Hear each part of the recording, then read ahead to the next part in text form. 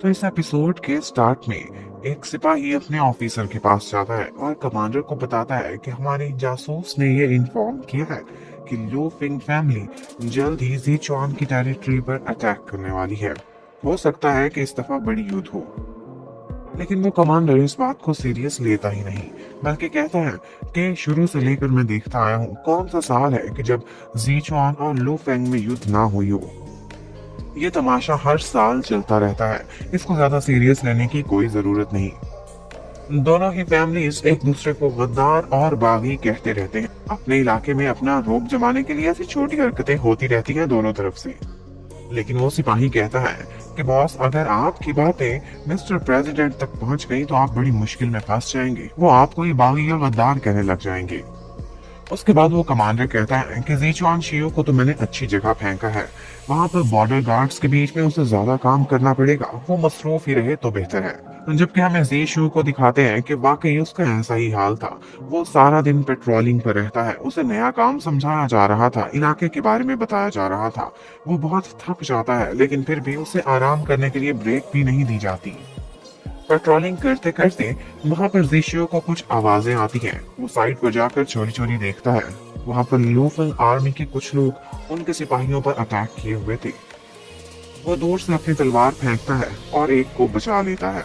उसके बाद वो अकेला ही जाता है और इतने सारों से फाइट करता है। वहां पर जितने भी 10-12 लोग थे, सारों को फड़का के नीचे गिरा देता है।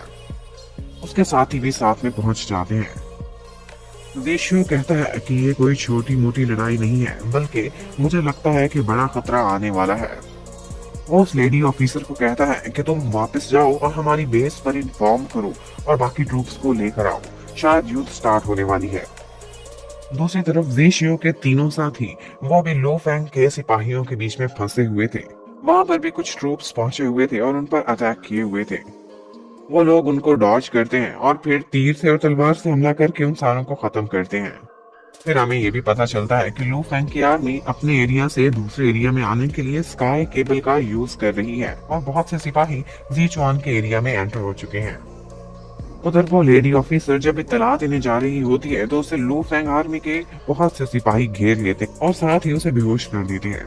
जबकि जी शो को दिखाते हैं, वो बॉर्डर के पास ज़ीचुआन की बेस पर जाता है तो देखता है वहां पर लू फैंग आर्मी के सिपाहियों ने हमला किया हुआ है और वहां पर काबिज है। वो एक सिपाही को मारता है, दो और निकल आते हैं। वो उनसे भी फाइट करता है, तीसरा निकल आता है। इतनों को मारते मारते वो ऊपर तक पहुंच जाता है जहां से उसने सिग्नल पहुंचाना था अपनी आर्मी तक। सिग्नल पहुंचाने के लिए वो लोग स्मोक का यूज करते थे। वो जैसे ही धुआं जलाने लगता है, वो जैसे ही जलाकर धुआं निकालने लगता है, वहां पर एक और सिपाही आ जाता है और उससे भी उसे फाइट करनी पड़ती है। वो उसे नीचे फेंकता है और अब वो वहां पर अकेला ही रह गया था। और उसके बाद अब वो फाइनली सिग्नल भेज सकता था। जबकि वो लेडी ऑफिसर जब वो होश में आती है तो देखती है कि उसके इर्द गिर्द उसके अपने ही सिपाही मौजूद हैं।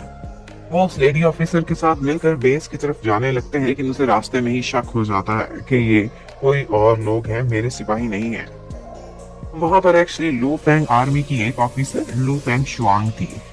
शुआंग उसे ऑफर करती है कि तुम हमें बेस तक पहुंचा दो तो हम तुम्हें नहीं मारेंगे। लेकिन वो ऑफिसर बहुत लॉयल थी, वो अपनी जान दे सकती थी, लेकिन दुश्मनों को अपने एरिया में नहीं पहुंचने देगी। वो उनसे फाइट करने लगती है, लेकिन वो काफी ज्यादा सारे थे और वो बेचारी सिर्फ एक थी। वो लड़ती रहती है, शुआंग पर अटैक करने के लिए आगे बढ़ती है, लेकिन एक और ऑफिसर आकर उसको मार देती है। इतने में शुआंग और उसके साथी देखते हैं कि ये क्या, ये तो धुआं यहाँ से उठ रहा है, मतलब कि आर्मी को सिग्नल मिल जाएगा, अब हम इन लोगों पे हमला नहीं कर सकते। बड़े बड़े ट्रूप्स पीछे से आने लगे हैं, इसलिए बेहतर है कि हम यहाँ से वापस चले जाएं। ज़ीशियो ने अपनी आर्मी को सिग्नल भेज दिया था, लेकिन इतने में लू फेंग आर्मी के बहुत से लोग वहां पर इकट्ठे हो जाते हैं। वो सीढ़ियों से आता आता उनको मारने लगता है, लेकिन इतने में लू फेंग आर्मी को भी सिग्नल मिलता है कि वो लोग बैक ऑफ कर जाएं। इतने में वो सारे सिपाही वहां से भाग जाते हैं। ज़ीशियो वहां पर थका बैठा होता है कि ऊपर से उसके तीनों फ्रेंड्स वहां पहुंच जाते हैं। बहुत जोश में थे, कहते हैं कि कहाँ है लू फेंग के सिपाही, हम तुम्हारे बाप हैं, हम तुम्हें मार डालेंगे।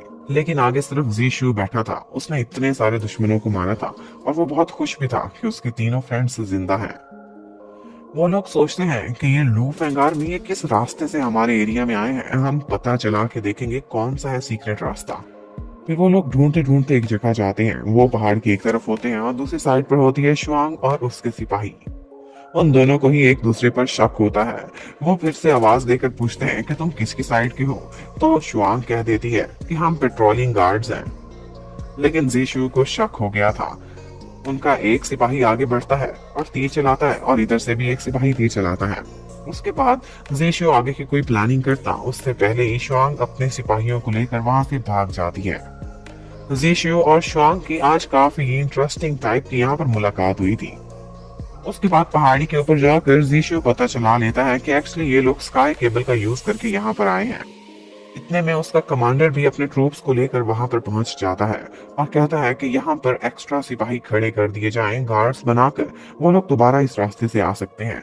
लेकिन जीशु कहता है कि ये लोग गैम्बलर हैं और मेरी भी गैम्बलिंग जैसी ही सोच है। मुझे पता है ये रास्ता ये दोबारा यूज नहीं करने वाले। अब वो लोग कोई नई प्लानिंग करेंगे, किसी और रास्ते से आएंगे और यहीं पर ही ये एपिसोड खत्म होती है।